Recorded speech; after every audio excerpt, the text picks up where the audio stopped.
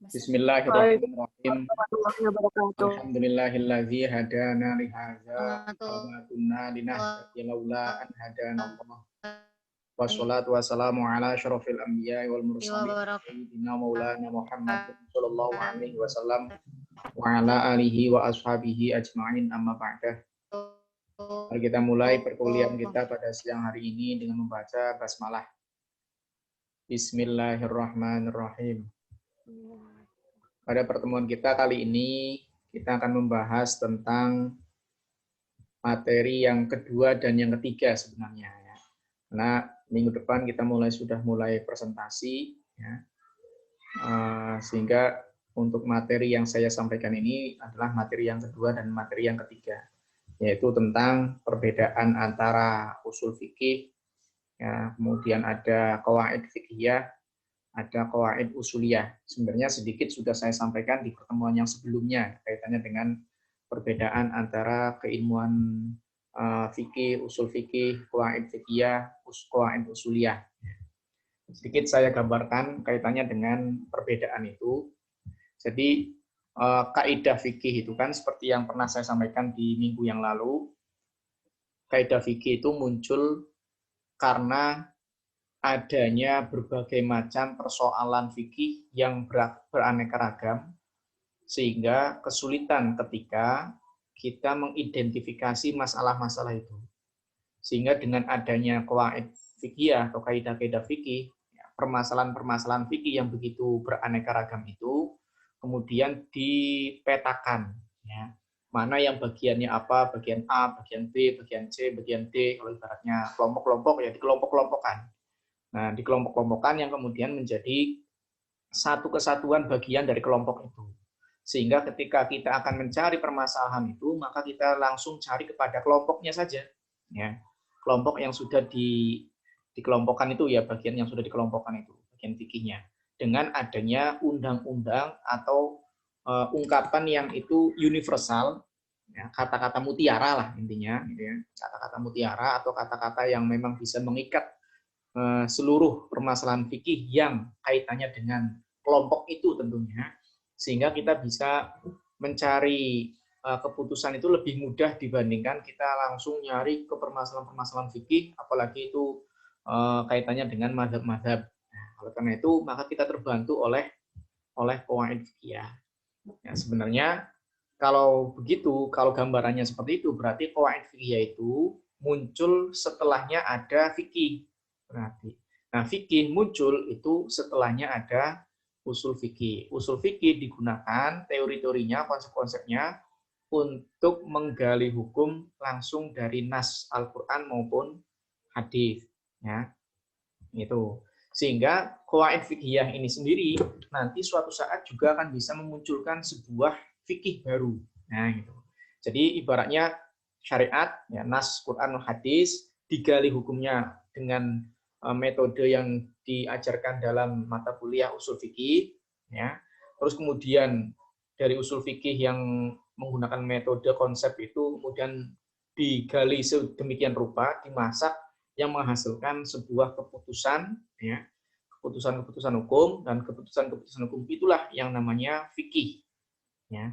Siapa yang mengolah dengan metode itu? Mujtahid, gitu ya. Mujtahid yang mengolah, menggali hukum dari Quran dan hadis melalui konsep-konsep yang dijelaskan di dalam ilmu usul fikih yang menghasilkan sebuah kesimpulan hukum, yaitu yang akhirnya disebut dengan fikih.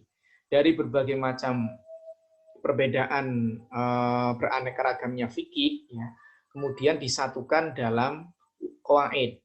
Nah, qawaid ini isinya adalah sesuatu-sesuatu yang kaitannya dengan pengelompokan. Sehingga misalkan kelompok A, yang mirip-mirip saja itu pun juga masuk ke A. Ya. Kayaknya ini mirip ke A ini, masukkan ke A. Kalau ini ke B miripnya, masukkan ke B.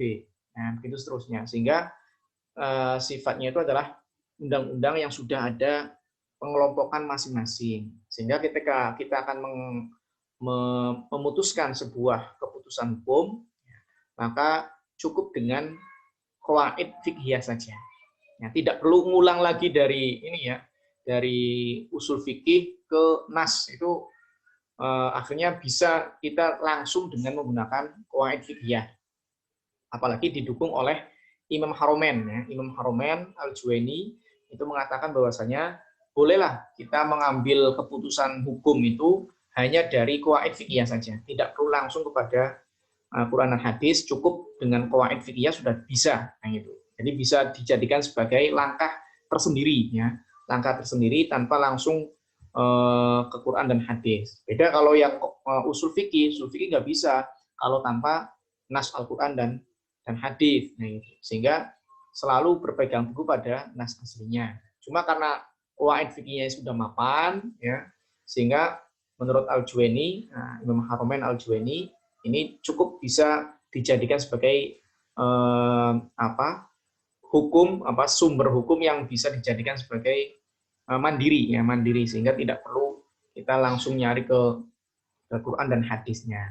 Tentunya ada juga yang menentang ini tentunya, ya, apalagi yang kemudian kelompok-kelompok Islam yang menyatakan bahwa sumber hukum itu ya hanya Quran dan hadis, yang lain tidak. Nah, itu yang kemudian akhirnya kerepotan, ya. Apalagi kalau misalnya langsung memahami Quran dan hadis itu luar biasa, itu orang yang mampu memahami Quran dan hadis itu luar biasa. Mestinya kan siapa yang mampu untuk menjelaskan tentang itu semua, ya di antaranya adalah para ulama yang secara keilmuan tentunya memahami tentang hal itu. Nah, itu. Nah, ini yang saya gambarkan di sini, yang saya tampilkan di share screen ini adalah bukunya Profesor Ahmad Jazuli, ya, Kaidah-Kaidah Fikih. Ini saya ambil dari ini, ya, dari Google Playbook, ya. Jadi sebenarnya kalian kalau misalkan buka di Google itu ada di sisi kanan itu, klik itu ada Google Drive, juga ada beberapa apa yang kaitan dengan Google itu nanti ada books. Nah, nanti di booknya diklik, terus nanti dicari buku-buku apa, ya. Tapi sebenarnya tidak sampai selesai, ya, hanya tengah saja ini. Ini kan halamannya berapa? Saya juga punya bukunya ini, kaitannya dengan yang kaidah fikih yang Profesor Ahmad Jazuli ini. Cuma biar bisa ditampilkan di layar, saya pakai yang ini. Ini cukup dijadikan sebagai landasan, ya, landasan kita untuk mencari bahan materi di mata kuliah ini, ya, pakai bukunya beliau juga cukup, ya, cukup lengkap lah. Sebenarnya nggak begitu tebel, ya, bukunya. Kalau harganya itu terlihat itu adalah 54, kalau nggak salah 54.000 kalau harganya itu. Ya, ini bisa dijadikan sebagai buku referensi, ya, yang dikatakan mungkin juga menjadi inti. Nah, materi kita yang sekarang ini adalah tentang proses sejarah pembentukan kaidah fikih. Ya.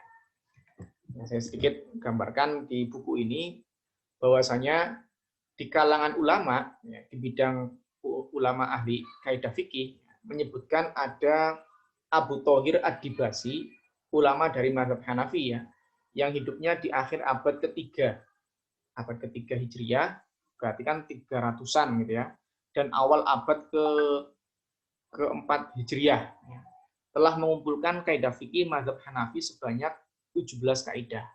Jadi Abu Thohir mengumpulkan kaidah-kaidah fikih mazhab Hanafi sebanyak 17 kaidah. Makanya minggu kemarin saya sampaikan ada beberapa kaidah yang itu bisa diterima oleh semua mazhab, ya, dari berbagai macam permasalahan fikih mazhab itu. Kaidah itu kemudian muncul dan itu bisa diterima oleh semua mazhab. Ada juga yang diterima sebagian mazhab, yang lainnya tidak, ya. Ada juga yang diterima oleh hanya satu mazhab saja. Bahkan ada juga dalam satu mazhab itu ada yang berselisih, berbeda pendapat, ya, berbeda pendapat itu ada saja, ya. Yang di kalangan Syafi'i sendiri ada, misalkan metode usul fikihnya Imam Syafi'i yang mengatakan bahwa ijma' sukuti itu tidak bisa dijadikan sebagai tidak dijadikan sebagai hujah, dijadikan sebagai dalil, itu nggak bisa. Contoh ini, ketika ada permasalahan baru, para ahli, para ulama, para kiai, ketika terjadinya permasalahan baru itu tidak menyampaikan apa-apa, diam saja, ya, Dan misalkan ada di situ, ada di daerah itu ada 100 ulama, 100 kiai misalkan gitu ya. Terjadi sesuatu yang baru. Dari 100 kiai itu diam saja, nggak ada yang komentar sama sekali. Tidak ada yang menyampaikan sesuatu kaitannya dengan permasalahan itu. Maka diamnya para ulama, para kiai itu yang 100 itu dinamakan ijma' sukuti namanya. Ya, ijma' kesepakatan dengan diamnya mereka, ya, dengan diamnya para ahli itu menandakan bahwasanya sesuatu yang baru itu dikatakan tidak apa-apa, terjadi itu tidak apa-apa, hukumnya nggak masalah, nah gitu, ya. Nah, itu ijma' sukuti. Ibaratnya kalau di dalam fikih itu ada konsep wali mujbir. Wali mujbir itu wali yang berhak untuk memaksakan anak perempuannya untuk menikah. Ada hak bagi wali mujbir, yaitu ayah dengan kakek. Itu dua wali itu, ya, ayah dan kakek itu bisa memaksakan anak perempuannya, ya, atau cucu perempuannya untuk menikah, asalkan dua, yaitu laki-lakinya sekufu, ya, kafaah, dan juga laki-lakinya itu bisa membayar mahar mithil. Itu syaratnya, baru bisa dipaksakan untuk nikah. Nah, bagi yang perawan, diamnya perawan itu dianggap iya. Nah, gitu. Dek, misalkan gitu ya. Nak, besok nikah ya sama si A. Dia sudah sekufu gitu. Setara denganmu, bahkan dia lebih tinggi. Dia sudah doktor, kamu kan sudah S1. Dia udah doktor, ya. Masih muda, yang itu. Gagah, ganteng. Dia juga udah mapan hidupnya. Ini kan udah lengkap ini. Tapi hak memaksakannya bisa, ya. Tapi karena si perempuan ini masih perawan, entah malu-malu atau gimana, pokoknya diem saja. Nah, diemnya saja itu dianggap iya, karena tidak ada penolakan gitu loh. Tidak adanya penolakan berarti dikatakan iya, walaupun belum mengatakan iya, tetapi dianggap iya. Nah, ibaratnya seperti itu ya. Jadi ada 100 ulama tadi yang saya sampaikan, ada 100 ulama yang kemudian diam saja terhadap permasalahan yang baru muncul, misalkan, dan tidak ada komentar sama sekali. Maka diamnya para ulama itu menandakan bahwa sesuatu yang baru itu dikatakan tidak apa-apa. Dan itu namanya ijma' sukuti. Tetapi Imam Syafi'i nggak menerima hujjah itu. Tapi ulama mazhab Syafi'i, ya, termasuk Al-Amidi ini adalah penulis penulis usul fikih juga, ya, mazhab Syafi'i. Tetapi beliau menyampaikan bahwa Al-Amidi ini mengatakan bahwasanya ijma' sukuti bisa dijadikan sebagai hujjah terhadap peristiwa yang memang baru muncul, yang dimana para tokoh, para ahli, para orang-orang yang berkapasitas dalam keilmuannya untuk membahas itu diam saja tanpa komentar, maka dianggap sebagai ijma' sukuti. Nah itu, ya. Kemudian ada Abu Sa'ad Al-Harawi, ya, seorang mazhab Syafi'i, mengunjungi Abu Thohir yang tadi dan mencatatkan kaidah-kaidah fikih yang dihafalkan oleh Abu Thohir. Di antara kaidah tersebut ada 5 kaidah yang disebutkan di atas yang menjadi inti, ya.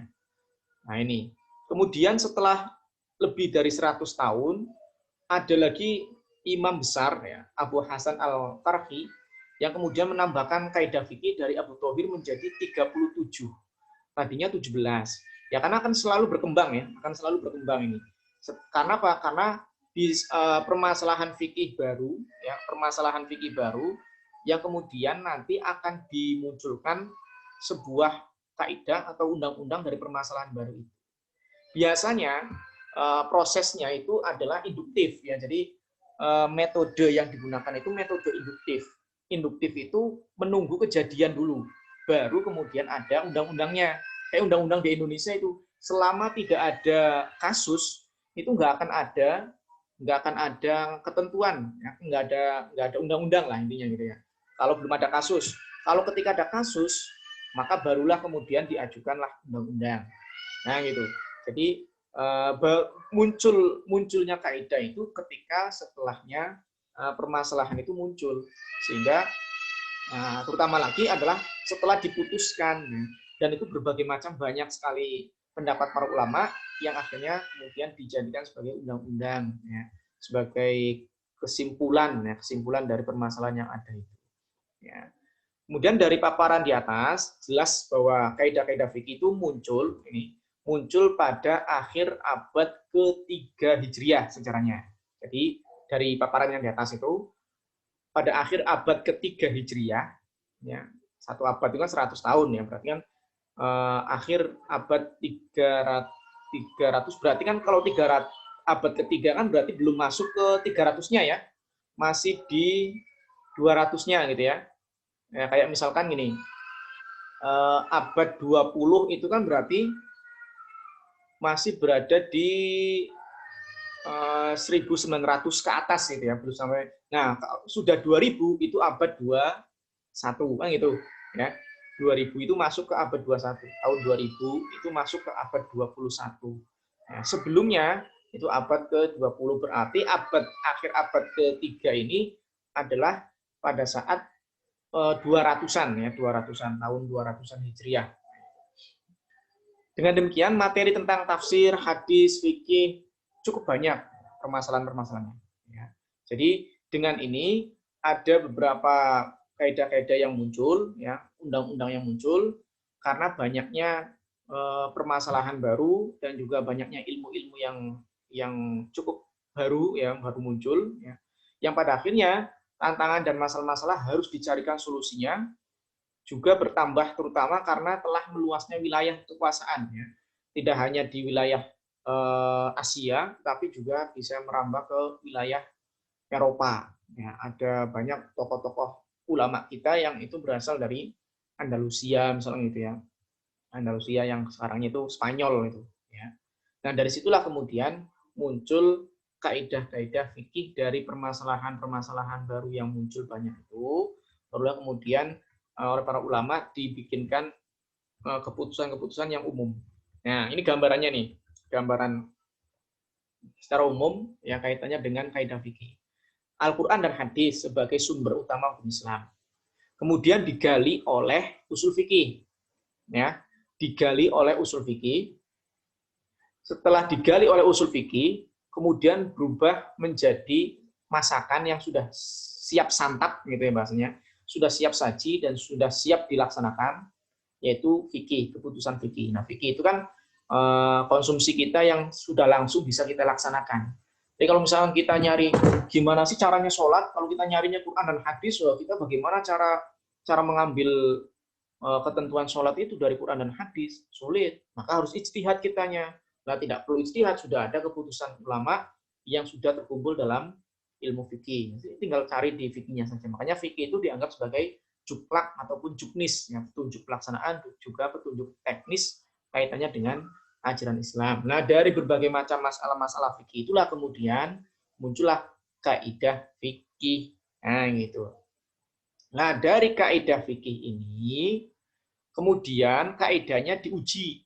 Kaidahnya. Apakah kaidah atau undang-undang itu kalau bahasanya di undang-undang ya, itu kan berarti uji material ya. Melewat MK itu ya, uji material apakah memang isinya itu cocok, pelaksanaannya oke, gitu kan. Setelah itu nanti kan ada PP ya, sebagai aturan teknis kaitannya dengan itu. Ada PP, ada peraturan pemerintah, kalau yang undang-undang ya. Nah, dari pengujian kaidah itu, nah, maka kaidah fikih menjadi mapan. Ya, kaidah fikih menjadi mapan. Kemudian kaidah fikih yang menjadi mapan ini itu sudah pasti sesuai dengan Al-Quran dan hadis. Walaupun langkahnya terlalu jauh dengan Al-Qurannya dan hadisnya ya. Karena yang paling dekat itu kan usul fikih. Ya, yang paling dekat. Karena yang langsung menggali hukum dari Quran dan hadis itu langsung usul fikih. Ya, jadi kaidah fikih diuji, setelah diuji menjadi kaidah fikih yang mapan. Ya, kaidah fikih yang mapan, dan kaidah fikih yang mapan ini sudah dapat dipastikan itu sangat sesuai dengan, karena sudah diuji ya, bahasanya sudah uji klinis kalau bahasanya obat-obatan gitu ya, ini sudah uji klinis. Makanya kan sekarang lagi nyari obat buat virus corona gitu ya. Itu bagaimana itu ya? Kalau misalkan menemukannya harus diuji dulu secara apakah teruji secara klinis, apakah itu memang betul-betul sebagai obatnya atau bagaimana itu. Jangan sembarangan kan gitu kan kalau secara kedokteran ini. Jangan-jangan itu malah menimbulkan virus baru atau lain sebagainya. Nah, akhirnya setelah diuji menjadi kaidah fikih yang mapan. Setelah menjadi kaidah fikih yang mapan, maka dia bisa menjawab solusi-solusi permasalahan-permasalahan yang baru muncul.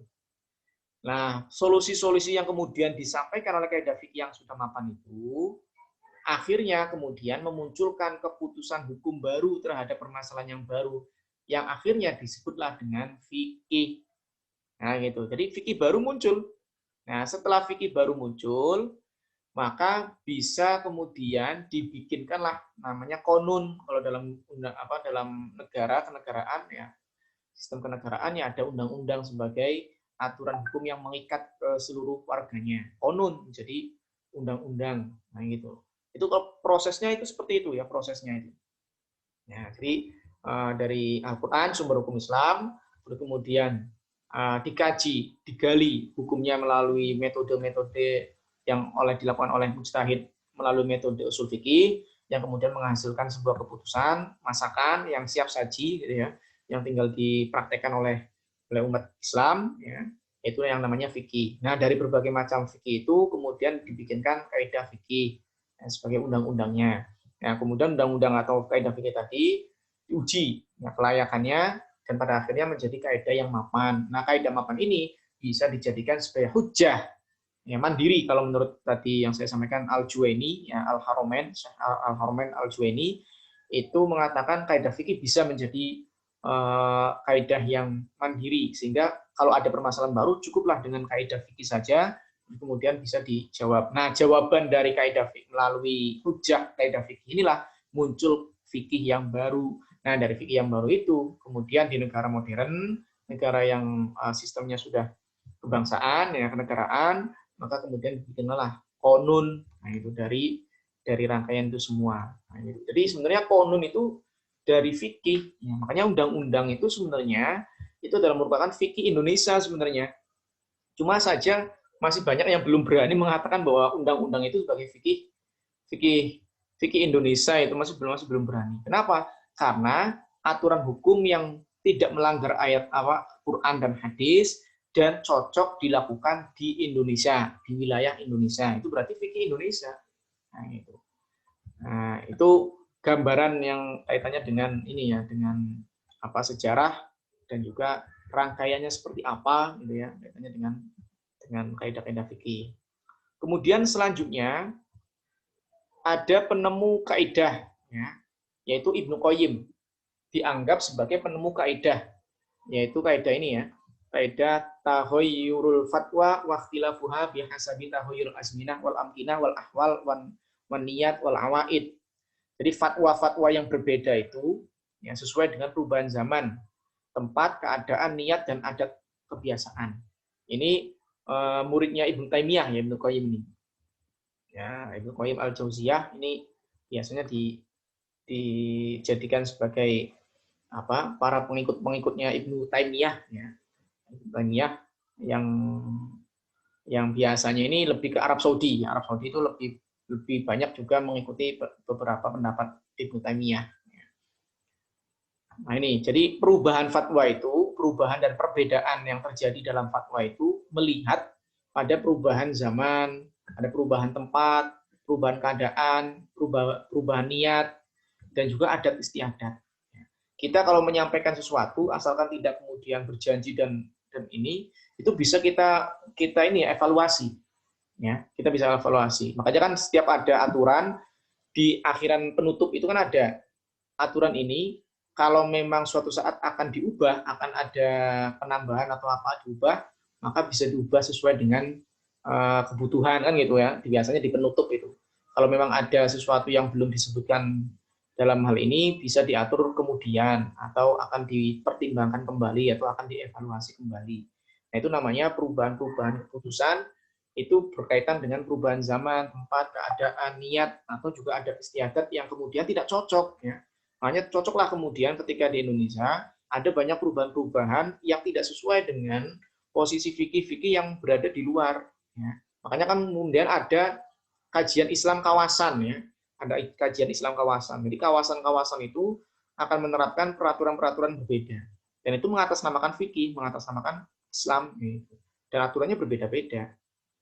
Nah, ini yang kemudian terjadi di banyak masyarakat di dunia Islam ya, dengan berbeda-bedanya tempat, dengan berbedanya waktu, itu segala keputusan dari para ulama juga akan ada perbedaan pendapat. Di dalam kitab Al-Kharaj, ya, Abu Yusuf memberi fatwa kepada Khalifah Harun ar-Rasyid. Laisa lil imam ayakhruja syai'an min yadi ahadin illa bihaq. Tidak ada kewenangan bagi kepala negara eksekutif ya, untuk mengambil sesuatu dari seseorang, yaitu penduduk, kecuali atas dasar hukum yang berlaku. Makanya pemerintah kalau mau menghukum, misalkan gitu ya, mau menghukum warganya, itu harus ada undang-undangnya. Polisi sebagai penegak hukum yang mau menangkap itu harus punya pasal. Kalau dia tidak punya pasal, kalau polisi Indonesia belum mengatur, itu nggak bisa polisi kemudian mengambil langkah untuk menindak, itu nggak bisa itu. Ya, makanya ini kaidah ya, kaidah yang dikatakan oleh Abu Yusuf ini.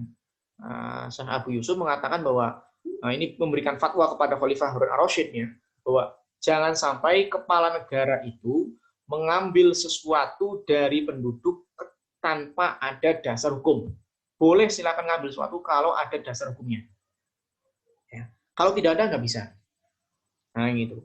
Makanya kalau misalkan ada PKL ya atau polisi nilang, itu harus ada mana ininya kewenangan atas penindakan itu. Mana surat ininya? Dasar hukumnya apa? Nah, kamu bertindak ini dasar hukumnya apa? Nah gitu. Ini kan harus ada yang seperti itu. Ya. Contoh lain misalkan tasarruful imam ala ra'iyah manutun bil maslahah. Kebijakan yang disampaikan oleh pemerintah harus memandang bagaimana kemaslahatan yang didapatkan oleh dari aturan atau kebijakan pemimpin itu kepada masyarakat atau rakyatnya. Nah, ini juga dijadikan sebagai kaidah. Kaidah ini berasal dari kata-kata Imam Syafi'i. Manzilatul wali minar ra'iyah kamanzilatil wali minal yatim. Kedudukan seorang pemimpin terhadap rakyat seperti kedudukan wali anak yatim. Nah, ini kemudian muncul bahwa kaidah secara umum ya. Ini kan manzilatul wali ini kan kasus yang kemudian diumumkan. Makanya induktif itu kan kayak gitu. Dari kasus per kasus, maka kemudian akhirnya muncul. Nah, itu. Misalkan gini, di Indonesia itu undang-undang perkawinan misalkan gitu ya. Undang-undang perkawinan itu diatur untuk yang perempuan itu minimalnya adalah usia 16 tahun. Untuk laki-laki 19 tahun. Laki-laki ya. Laki-laki 19 tahun. Ya untuk yang perempuan 16 tahun minimal itu minimal. Kalau di bawah itu berarti nikah di bawah umur. Nah, itu. Nah, kalau misalnya di seluruh Indonesia ternyata semua perempuan nikah di usia 15 tahun. Maka undang-undang itu perlu dikaji lagi. Kenapa? Karena sudah tidak sesuai dengan kenyataannya. Karena kenyataannya sudah seperti itu, maka harus dikaji ulang. Itu namanya metode induktif, ya. Metode induktif. Makanya biasanya metode induktif ini mengubah sesuatu yang bahkan bisa sesuatu yang sudah mapan, ya. Aturan yang sudah mapan kemudian diubah gara-gara apa? Gara-gara ada kasus baru yang menginginkan itu. Ya. Makanya metode yang digunakan oleh kaidah fikih ini adalah kasus-kasus yang sudah diselesaikan oleh fikih ya. Kalau yang qawaid fikih ya, yang awal itu adalah kasus-kasus fikih yang sudah disampaikan oleh para imam mazhab, kemudian dikelompokkan tadi. Nah ini adanya kaidah tasarruful imam ar-ra'iyah itu diantaranya mengambil dari keputusan hukum Imam Syafi'i kaitannya dengan mengibaratkan seorang pemimpin itu seperti halnya wali anak yatim. Ya. Jadi rakyatnya itu dianggap sebagai anak yatim yang perlu ada wali. Siapa walinya? Pemimpin. Pemimpin itu walinya rakyat. Ya, jadi yang akan membiayai, yang akan mengurusi rakyat itu ya wali apa? Ya pemimpin. Itu mengibaratkan pemimpin itu sebagai walinya anak yatim. Akhirnya muncul kaidah secara umum bahwa tasarruful imam ala ra'iyah manutun bil maslahah. Kaidahnya. Ini saya sampaikan di buku ini kaitannya dengan proses pembentukan kaidah fikih. Nah, kemudian kata-kata Imam Syafi'i ini setelah dikritisi oleh ulama-ulama lainnya, terutama ulama-ulama di bidang fikih siasah. yang akhirnya memunculkan kaidah tersebut. Nah, ucapan yang disampaikan oleh Imam Syafi'i ini kemudian diuji ulang oleh ulama-ulama di bidang fikih siasa. Apakah betul ini kata-kata Imam Syafi'i ini cocok apa tidak? Kalau cocok, oke, kita jadikan sebuah kaidah fikih yang kemudian bisa mapan. Karena menjadi bagian dari uji kelayakan, gitu ya. Uji kelayakan apa yang disampaikan oleh Imam Syafi'i, kemudian dibikinkan kaidah undang-undang yang lebih umum daripada aturan fikih tadi. Selanjutnya ada beberapa hal yang kemudian perlu disampaikan, ya, kaitannya dengan nanti akan ada kaidah yang itu menjadi inti dasar permasalahan itu, intinya bermuara dari kaidah apa. Ada juga yang kemudian kaidah-kaidah dasar yang 5. Nanti ada kaidah-kaidah dasar yang 5.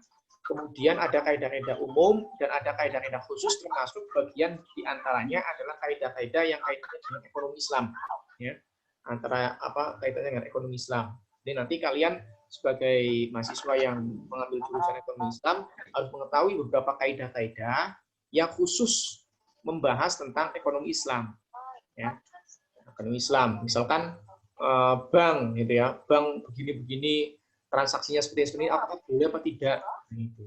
Maka bisa melalui kaidah bisa diambil. Ya. Sebenarnya, nah gitu kan, nanti kan ada di dalam muamalah itu selama tidak ada dalil yang kemudian mengharamkan, jelas-jelas mengharamkan, maka pada dasarnya dalil itu adalah muamalah itu adalah ibahah. Jadi kalau tidak ada dalil yang mengharamkan, maka itu ibahah boleh. Itu dijadikan sebagai diantaranya ya. Jadi perkembangan perbankan syariah, ekonomi syariah, gitu ya, praktek-praktek keuangan yang syariah, nah itu bisa diambil dari kaidah itu. Pada dasarnya boleh. Ya. Tapi kalau misalkan ada beberapa hal yang kemudian tidak boleh, ya tidak boleh. Selama itu tidak ada aturan tidak bolehnya, boleh terus. Nah, gitu. Sehingga akan terus berkembang kayak gitu. Tapi kalau misalkan takut-takut dan ini ya sulit untuk berkembangnya. Ya. Kemudian ada beberapa kitab-kitab kaidah fikih. Ya. Di materi ini juga ada beberapa hal yang perlu dikaji kaitannya dengan kitab-kitab kaidah fikih. Kalian bisa kalau pengen mengkaji misalkan skripsi ya tentang kaidah-kaidah atau mungkin kajian kitab gitu ya, misalkan kajian kitab kaidah fikih apa misalnya gitu ya, melalui kajian kitab. Nah, bisa misalkan ini mazhab Hanafi, ngambil kalau kitabnya itu mazhab Hanafi, ini ada beberapa kitab-kitab kaidah fikih yang dikarang oleh ulama-ulama mazhab Hanafi, ya. Misalkan Usulul Qarhi dikarang oleh Abu Hasan Al-Qarhi, ya. Ada sekitar 37 kaidah fikih di dalamnya. Kemudian Taksis An-Nazor karangannya Abu Zaid Ad-Dabusi, ini juga ulama mazhab Hanafi. Ada sekitar 86 kaidah fikih di dalam kitab itu. Kemudian Al-Ashba' wan Nadhair karangannya Ibnu Nuzam, ya. Ini juga ulama-ulama mazhab Hanafi. Ya. Kemudian ada Majami Al-Haqa'iq. Ini juga karangan dari ulama mazhab Hanafi, yaitu Abi Sa'id Al-Khadimi. Ada 154 kaidah, ya, ini lebih banyak lagi. Kemudian ada majalah Al-Ahkam Al-Adliyah. Ini ada sekitar 99 kaidah di bidang fikih muamalah dengan 151 pasal. Jadi babnya ada 99, kemudian pasalnya ada 185 pasal. Belum mungkin ayatnya, kalau ayatnya ada lagi ya mungkin ayatnya juga ya. Jadi lebih banyak lagi. Kemudian kitab-kitab kaidah fikih mazhab Maliki ini. Ya. Bisa dilihat langsung di bukunya Profesor Ahmad Jazuli ya, ini saya gunakan, saya ambil contoh saja kalau kalian mau mengambil beberapa tulisan ya atau referensi gitu ya, bisa lewat Google Book ya, Google Book ini diantaranya ini. Tapi saya lihat hanya separuh yang bisa misalkan halamannya ada 100 misalkan gitu ya, hanya 50 yang bisa dibaca gratis. Ya, sisanya harus bayar gitu ya, harus bayar dan harus mendaftar dan harus bayar. Gitu. Nah, itu ya, atau beli gitu ya, beli bukunya. Cuma itu. Jadi Bahkan yang gratis hanya separuhnya, separuh halaman. Gitu. Kemudian kitab-kitab mazhab Syafi'i. Nah, ini yang mungkin yang penting ini, karena kita lebih cenderung ke mazhab Syafi'i, maka tentunya kitab-kitab dari ulama-ulama mazhab Syafi'i juga bisa dijadikan sebagai referensi ini. Qawaid al-Ahkam al-Masolih al-Anam, ya, karangan Izzuddin Abu Salam, ya. Kemudian ada juga Al-Ashbah wa An-Nadhair, Ibnu Al-Waqil, ya. Kemudian Majmu' al-Mazahib